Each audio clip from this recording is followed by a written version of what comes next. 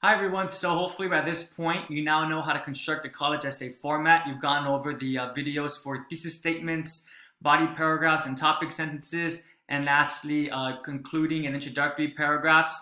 So now that you know how to write an essay, you may notice that your first essay is a narrative essay, which means that it's going to be personalized. It's going to be coming from your own experiences. So what's one of the better ways to construct a narrative essay? Well, utilizing showing and not telling. If you don't know what this is, don't worry. We're going to be going over those terms at this lecture. So give me a couple seconds to begin the presentation. Okay, so showing versus telling.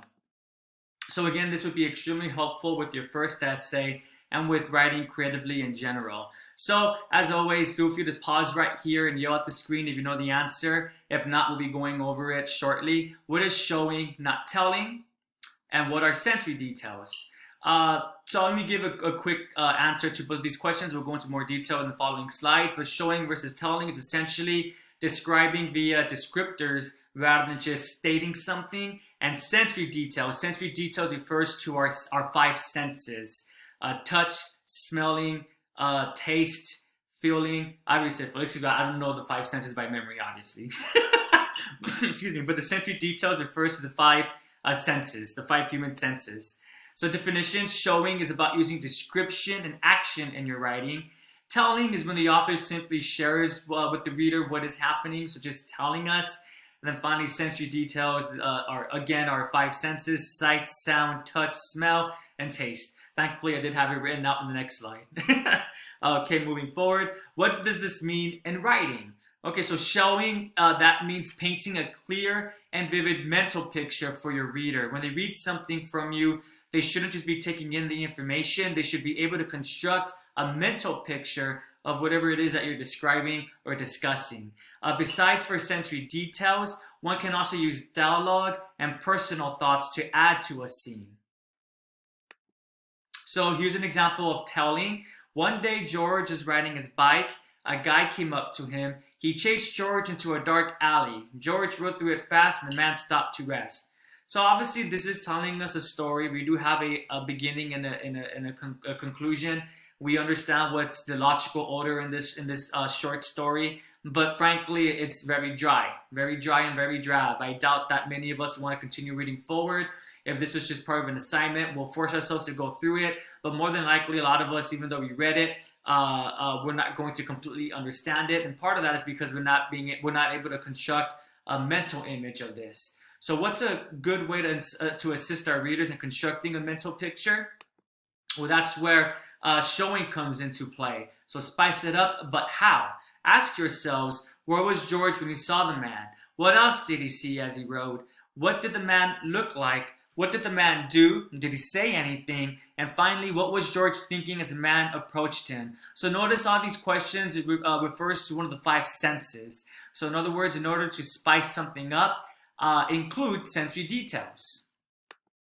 Improve with some showing. So this is the same story, but with showing included instead of just telling the reader. George pedaled into the dark alley. Off to his right, he glimpsed a trash can.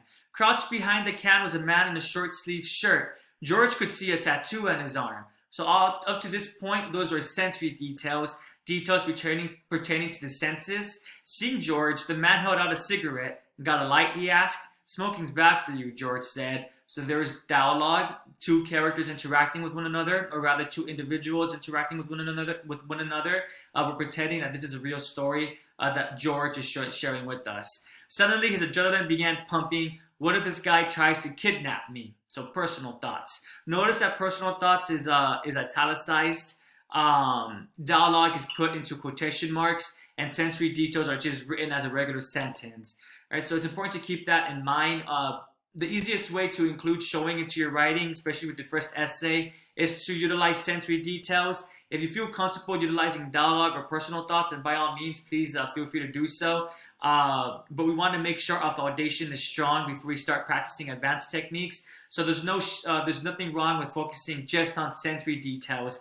And as we continue with our writing and our writing skills improve, we could begin including dialogue and personal thoughts as well. So which writer would you rather read from? The original, or the original that just told us, or the second edited one that showed us. So if you want to, feel free to pause right here, read both of them again, and be honest with yourselves. Ask yourselves, which one do I want to continue reading forward? Which one sounds more interesting to me? So again, as a reminder, how to transform a tell into a show. Use details. In other words, use your adjectives and verbs. Use strong verbs. Use specific nouns and clear adjectives and descriptions that paints a picture for the reader. Include sensory details. And finally, use dialogue and personal thoughts if one feels comfortable utilizing them. If there's any questions or concerns, as always, please feel free to shoot me an email or feel free to visit me during our class time scheduled each week. Thank you guys, and don't forget there's also the tutoring center. Take care. Oh, excuse me. Why does any of this matter? So, the reason why it matters, some of us might be wondering, well, if we're writing academic essays, what's the point of this? What's the point of making our writing a little bit more interesting for our readers if academic essays are usually a little bit more on the drier side? Well, that is true.